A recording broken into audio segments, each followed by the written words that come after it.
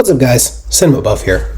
So, after finishing the Acolyte show recently, I decided to talk about specific criticisms of the show, and, well, explain and argue against points I believe to be ridiculous or disingenuous, explain things people may have gotten wrong as a result of being uninformed about certain bits of Star Wars lore, explain things people simply may have misunderstood. In short, I just want to argue and explain things. There are valid things to criticize about this show. Some of the writing isn't the best. The acting, especially from the kids, leaves a lot to be desired at times. Mama! Mama! Acting. And the fast pacing along with the short runtime of the episodes and how many episodes there are makes the show feel rushed. But one thing I cannot stand about modern media discourse is how dishonest people are when it comes to certain pieces of media. From shouting woke at the top of their lungs to people making assumptions about a show that's a mystery thriller, it's just a pain to listen to these people bitch and moan about the smallest of things and look and sound like buffoons. But Kathleen Kennedy likely saw it as, right, everybody has accepted my female protagonist, this is how we're going to go forward. You shut the fuck up! You shut the fuck up! You shut the fuck up! You shut the fuck up! I hope you die in a fire! Shut the fuck up! Now, I personally thought the show was below average. I think it's only slightly better than Kenobi. But despite my feelings on the show, I think some of the critiques were unwarranted. I mean, the review bombing against the show is insane. There are many reviews just shitting on the show for wokeness or DEI and not actually talking about the show itself, like the writing, directing, cinematography, the story, etc. And when they do, it is extremely surface level. There are even reviews of the Acolyte show that were submitted under a movie of the same name. This shows how people are so blinded by their irrational disdain for Disney Star Wars that they can't even be bothered to submit their review on the correct piece of media they're talking about. Anyway, you're free to not like this show. I personally don't like it that much, but I tire of people bashing others for liking a thing they don't and saying they aren't real Star Wars fans. And I tire of people making stupid talking points and nitpicking shit to death to make it seem worse than it actually is. This show has enough problems that you don't need to do that. Oh, fuck off with you, you piece of shit! Fuck off! There's much to talk about, and I figured that a video was a good way to express my thoughts on the matter, and perhaps clear some misconceptions people have about the show. Also, do not harass anyone that I mentioned in this video. That is not how I roll. And of course, this video will contain spoilers for the show. I'm going to be talking in detail about certain aspects of this show, so it's probably best to finish Season 1 beforehand. You have been warned.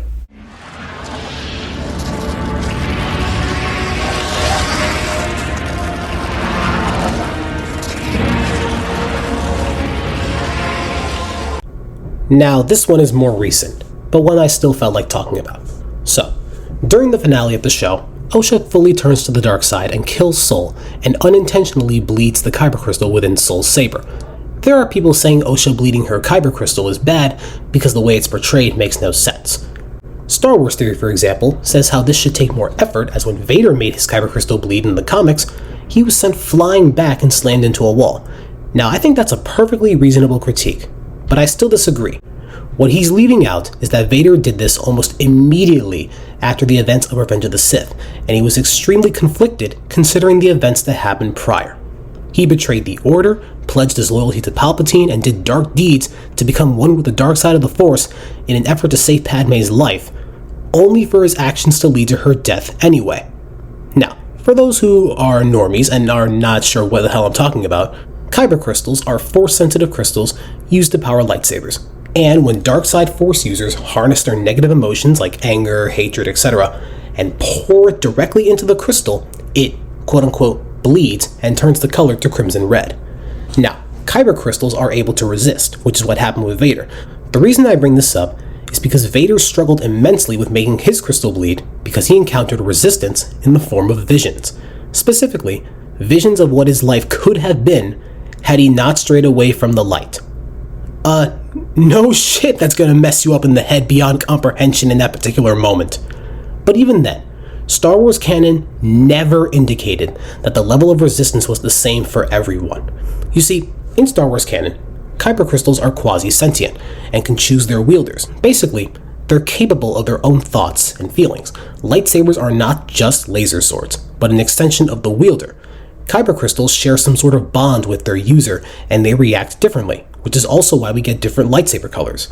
Let's look at a recent example of someone making their crystal bleed. Dagan Gera from Jedi Survivor. In this scene, he's let out of his bacta tank after being in there since the High Republic era. He felt betrayed by the Jedi Order and explains his frustration to Cal Kestis while making his crystal bleed. Let's take a look at the scene. I held them at bay as long as I could, but there were too many. The battle was horrific. Still, we weren't beaten. Not yet. Not until the Jedi Council gave the order to abandon Tanalorr and then refused to counterattack. They gave up on it? Yes. It was my discovery, my home, and they just expected me to throw it away? Dagan, wait. I refused to obey and was betrayed by the one I trusted most. No, stop!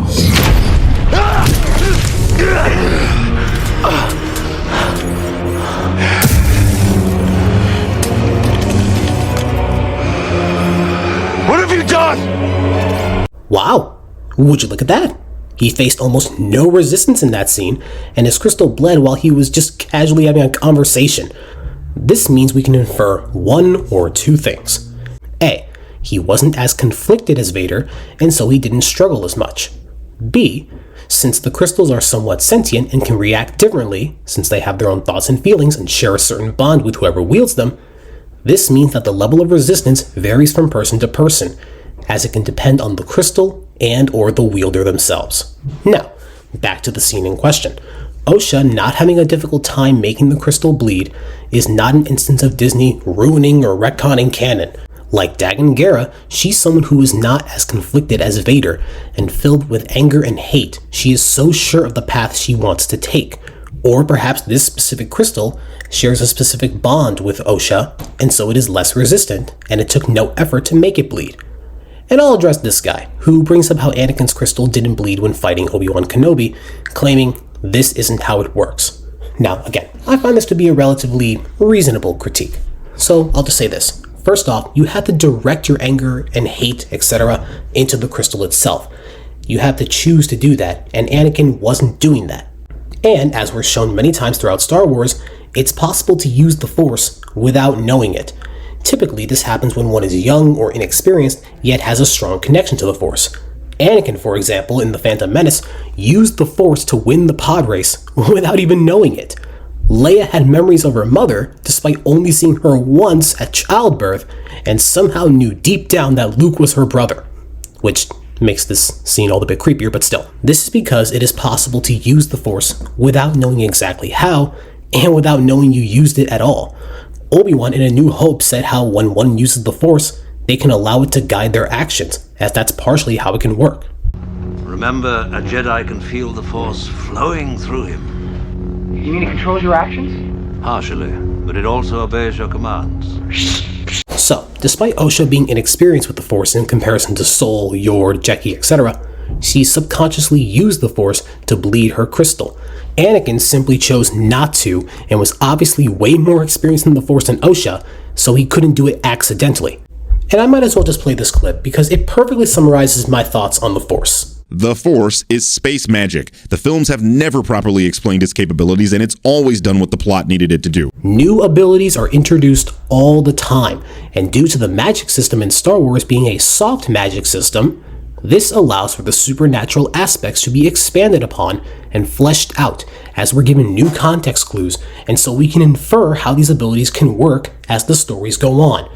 Not every bit of the Force has hard rule sets. This is the problem with how you people consume media. You think that things are fixed and should be fixed, and that anything that differs from that thing is breaking that thing. This rigidity can be fixed by removing the stick from your ass. My only conclusion can be that it was a Sith Lord. Impossible. The Sith have been extinct for a millennium. I do not believe the Sith could have returned without us knowing. What? What you just said is one of the most insanely idiotic things I have ever heard. Everyone in this room is now dumber for having listened to it. Now, this is a criticism that I just find absolutely hilarious in hindsight. There were many claims that the show broke Star Wars canon because it featured Ki-Adi-Mundi, who claimed the Sith were extinct for a millennium in The Phantom Menace. Obviously, as we all know, the Sith were just concealing their presence and making sure to keep themselves hidden from the Jedi. The Sith obviously make an appearance in this show in the form of Khmer, or the Stranger. What really bugged me at the time was how people claim that some of the Jedi are obviously going to be made aware of the Stranger's presence, and that it'll break canon as the Sith are supposed to remain hidden, disregarding the fact that the prequel trilogy and the Acolyte seek to show how flawed the Jedi can be and how they were wrong in their assessment, and that the show is a mystery thriller. The season wasn't even finished yet! It was absolutely dishonest to automatically assume the worst when the story wasn't even finished. It's almost as if they went in biased and weren't willing to give the show a chance and just blindly shit on something because they couldn't get past their irrational disdain for it. How are you going to watch a show that's a mystery story that gradually gives you more information as it progresses and not even be bothered to finish the story before making these claims? Who knows? Maybe the Jedi who did encounter the Stranger would die, thereby ensuring the Sith's secret would be kept. Which is exactly what happened. Every single Jedi we see in this show that encounters the Sith figure ends up dead. The Truth died with Soul. Osha ran away and became Khmer's apprentice. May's memory was erased. And as far as Vernestra knows, her former Padawan has turned to evil, and that's about it. She has no reason to suspect he's a Sith, considering what the Jedi believe as a whole, and the fact that there are other dark side Force users who don't subscribe to the Sith ideology. I mean, there are literally dark Jedi within Star Wars canon, guys. It's not only funny how they claim that the Sith showing up broke Star Wars canon, only to be proven wrong by the end of the season, but the fact that they made assumptions and stuck with them despite the story being unfinished and not being given the full context ultimately proves the point the show was trying to make. That jumping to conclusions and acting without the full and proper context and being blinded by your emotions will make you seem foolish and is not desirable. Congrats on missing the point and simultaneously proving it through your actions. You cannot describe a bigger self-own than this.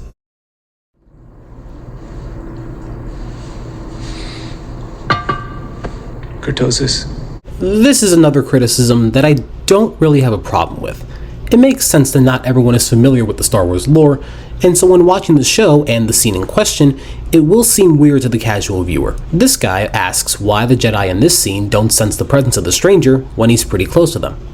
Now, normally I would say Jedi only sense things when they are actively using the Force, because like every other Force ability, you have to actively use the Force. It doesn't just passively give information. I mean, A New Hope made that abundantly clear. What the hell do you think Obi-Wan meant when he said, "Use the Force, Luke"? But the Jedi are using the Force here, so I'm not going to employ that excuse. This is why Soul turns, since he can sense the presence of the Stranger, being that he's in close proximity to them. The reason why the Jedi don't sense him way beforehand, and only sense him when he's close to them, is because in Star Wars canon, cortosis is a metal that has some sort of dampening effect on a Force user's ability to sense one's presence and read their thoughts. Cortosis is an extremely rare metal that's mostly resistant to exposure from energy, as it can temporarily short out lightsabers when coming into contact, as we see in episode 5 of this show. The reason I say mostly resistant is because prolonged exposure to energy, such as from lightning guns or welding equipment, like what Khmer uses in episode 6, can cause the metal to become unstable and break or bend, which allows cortosis to be forged into armor. So, that's why they don't sense him right away, because cortosis makes it difficult for them to sense him in the first place, which is why Soul reacted late when the Stranger was only a few feet behind him. Just wanted to explain that for anyone who might have been confused. Moving on.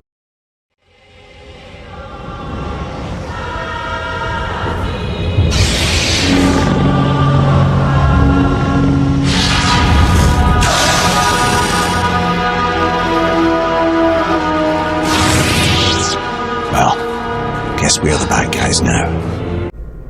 course, people like Nerdrotic had to chime in and make stupid points. Get fucked! The show is not saying that the Jedi are all evil. The show seeks to criticize them, not villainize them.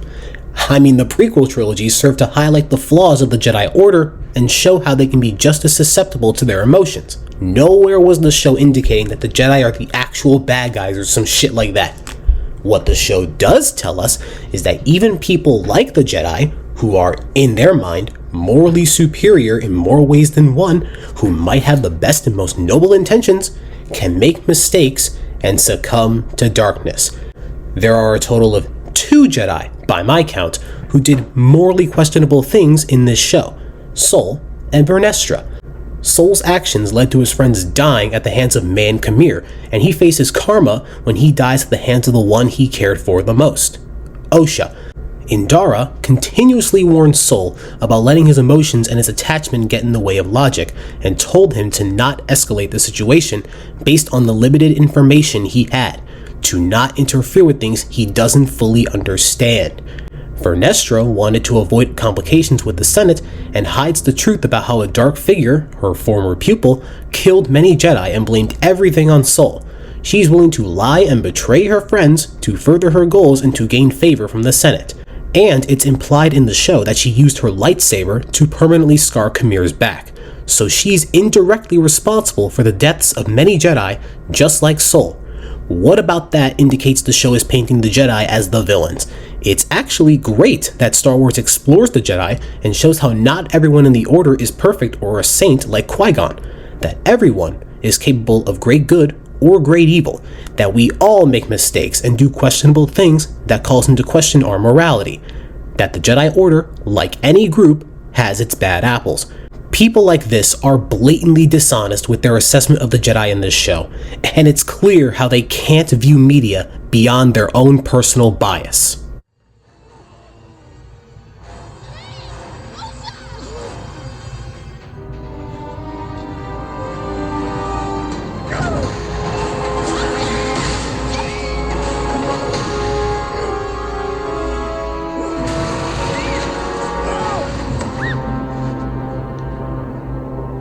Well, that's just lazy writing. People have criticized the scene where Sol attempted to save the twins and how it's stupid that he couldn't, that instead of using the Force to hold the platform that was collapsing underneath them, he should have used it to lift the girls themselves, and people have said that him not being able to hold on to both platforms is contrived and an example of lazy writing. This is one I find to be frustrating. I absolutely dislike when people lament a film or show for its characters not behaving perfectly at all times, as if they aren't allowed to have flaws and make mistakes. Only it's really stupid as it's about a Jedi in a show that seeks to criticize the Jedi and show how they are not perfect and are easily susceptible to emotion just as much as the Sith. This was a major theme of the prequel trilogy, showcasing the Jedi's hubris and how strict they were about their code. Revenge of the Sith explored how the Jedi can be just as bad, and how good and bad are simply points of view. The Jedi use their power for good. Good is a point of view, Anakin. Sol has continuously throughout the 7th episode made lapses in judgment and assumptions based on what he saw, but without the full context to fully understand the situation. He believed the girls to be in danger and that the witches were harming them, which obviously stresses him out. And as we all know, being under stress can lead to mistakes and false interpretations, and it can prevent one from thinking critically, and that's part of being human. We are not perfect. When Mother Anastasia attempted to use her powers, Sol saw that one of the twins was turning into smoke, and he assumed that Mother Anastasia was harming May instead of trying to protect her. Notice how he didn't draw his lightsaber until after he saw May being affected by her mother's powers. He has been worried about the twins the entire episode and acted on what he believed to be the case based on his limited understanding of the situation and their relationship. They do not treat the girls like children. I fear for the girls' safety. The witches prepare for a ceremony tonight. What if the girls are in danger? He realizes his mistake immediately after the fact when Anastasia said she was going to let Osha go with him and become a Jedi. He would have gotten what he wanted, but escalated the situation because he let his emotions blind him. What I'm getting at is that Soul had a tendency to jump to conclusions based on his limited perspective, and that's a major theme of the show. That making assumptions, jumping to conclusions, and misreading the situation without the full and proper context can lead to mistakes you might regret and make you look foolish. And since he feared for the girls and unintentionally made things worse, he was clearly stressed out about what transpired. Then after the fact, he had to fight his friend who was possessed and trying to kill him, and the Padawan Torben almost died as a result. All because he killed the twins' mother, who admitted she was going to let Osha join the Jedi. Soul then lied and kept the truth from Osha out of love for her, and he was ashamed over what he did.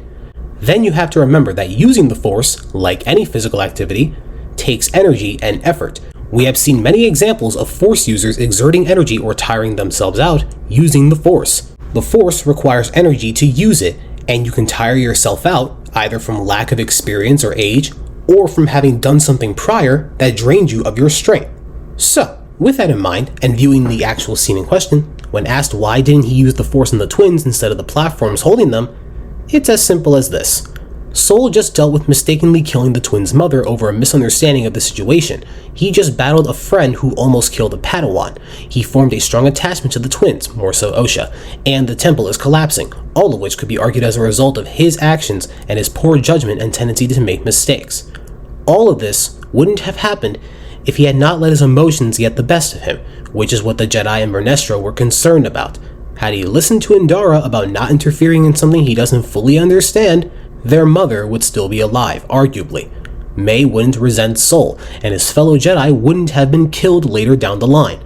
Soul's character perfectly illustrates the dangers of coming to false conclusions and acting out of emotion and not logic, even if he had noble intentions. All of this would make a normal person feel stressed beyond comprehension and cause them to make mistakes and not think clearly. You can look at the scene from episode 1 where he uses the Force on Osha to save her from falling as him learning from that mistake. And when asking why he couldn't save both twins, the Force takes a bit of energy to use, and he just got done battling a Wookiee Jedi. Wookiees are immensely strong to begin with, and he was using the Force continuously throughout that battle while also taking a fierce beating, which probably didn't help. And so by the time he tried to use the Force to save both of the girls, he didn't have the energy to use the Force to do so, and resorted to using his strength on one of the platforms as opposed to both. Seriously, place yourself in this character's shoes. You're telling me that after realizing the gravity of your mistake, after killing someone who you assumed would harm you based on almost no evidence as they were pretty much compliant and somewhat willing to cooperate despite you trespassing in their home, and after using up all your strength in a battle that nearly got a friend of yours killed, you would remain calm and act accordingly as if that wouldn't stress you out and drain you of your strength? I feel as though that is a perfectly reasonable explanation as to how things transpired the way they did, and I find this to be one of the more realistic aspects of this show. Anyway, that's all I really have to say. I had a lot of fun making this video, and it felt good to get that off my chest. I hope you guys enjoyed it. Cinema Buff, signing out.